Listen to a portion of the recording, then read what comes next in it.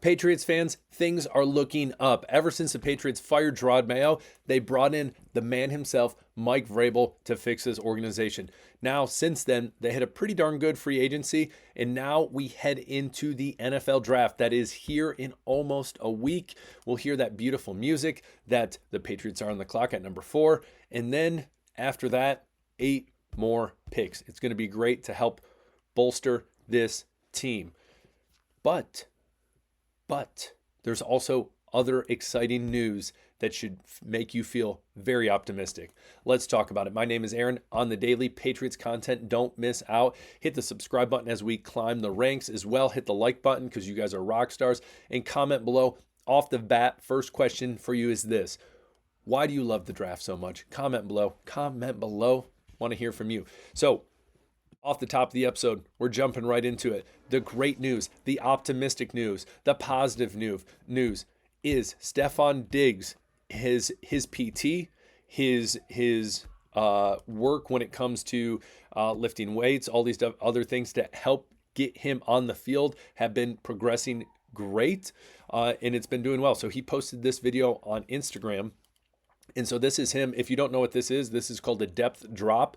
So he's up a decent height. He drops, athletic position, and then it jumps into a lateral plyo. So this is a great move when it comes to one. You train athletes to jump and do plyometrics, but a lot of times you don't train athletes to land properly. So this is one thing that just works on his strength when it comes to landing, as well as creating that force production coming off the ground immediately. Then we see some squats. We see some reverse lunges with the dumbbells, unilateral lift with the Bosu ball, and as well driving in that back leg with the resistance band. That's pretty wild. You see the reverse hypers in the background too. Pretty sweet.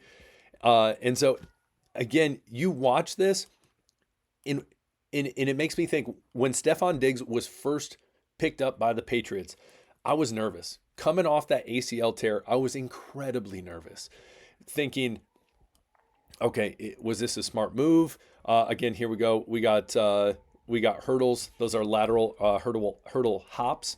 So fun fact, if you didn't know, hopping is on 1 foot, jumping is on 2. Fun fact for you there. And then here we go, just doing some basic, boom, change of direction, some resistance stuff, some catching. So he is progressing great, doing an awesome job. So again, looking at this, and a lot of people are like, is he even going to be able to start the season? Is he going to be able to be at training camp? When you watch this, you feel incredibly more optimistic, especially after knowing how much the Patriots gave to him. And then you factor in his age. You factor in, obviously, the injury he just had, and you see this and you say, all right, I'm feeling a lot better about this. So after seeing this, what are your thoughts on Stefon Diggs? A lot more optimistic. You still hesitant? Comment below. Tell me what you think. But I think this is great news to see. Next up, we have talked defensive tackle. We talked that the other day when we talked about Joshua Farmer from Florida State coming in, taking a visit with the Patriots, potentially being a great rotational piece.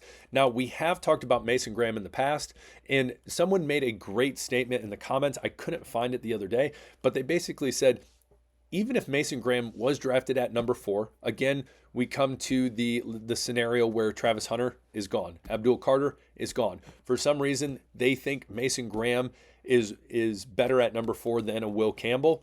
Now, I will tell you right now, jumping over here, a lot of gambling sites has Will Campbell at number 4, odds-on favorite at -175.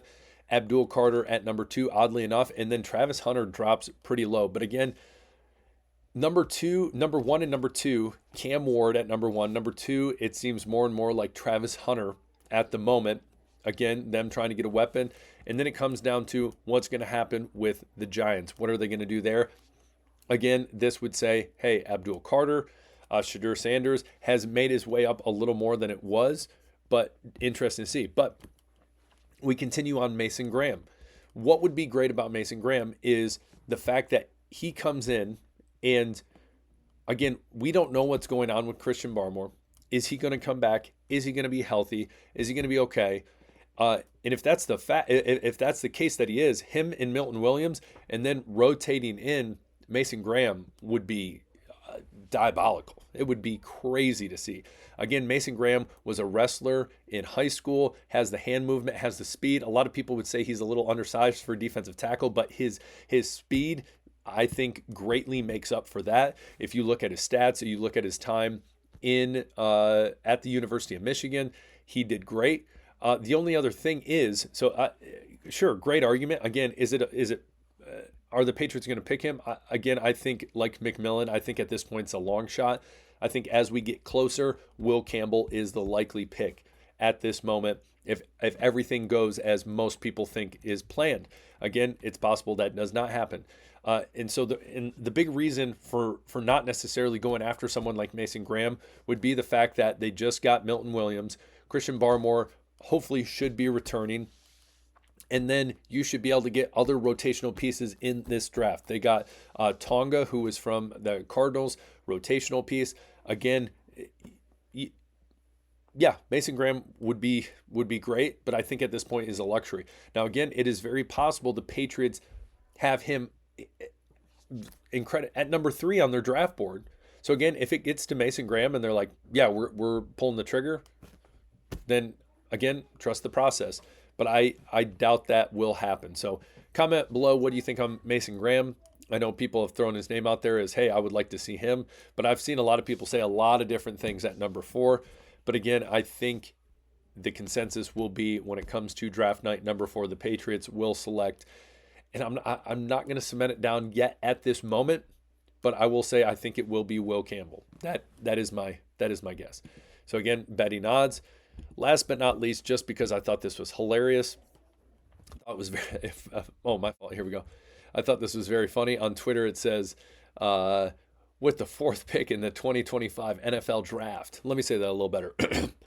Ladies and gentlemen, with the 4th overall pick in the 2025 NFL draft, the New England Patriots select Ashton Jet, and they don't even complete it. And then it's if you've ever seen this video of the guy who's being convicted, and then he literally, incredible athleticism, being able to jump over there, and that judge showed him no mercy after that. I can't remember what it ended up being, how much, but it just crazy. So obviously this guy on Twitter basically saying, if they do that, there is no way that the Patriots fans will be upset. Again, there's people in the comments, I guarantee you right now, already typing saying, Aaron, no. Ashton Genty is the best pick at number 4. Listen, this is America. You're entitled to your own opinion.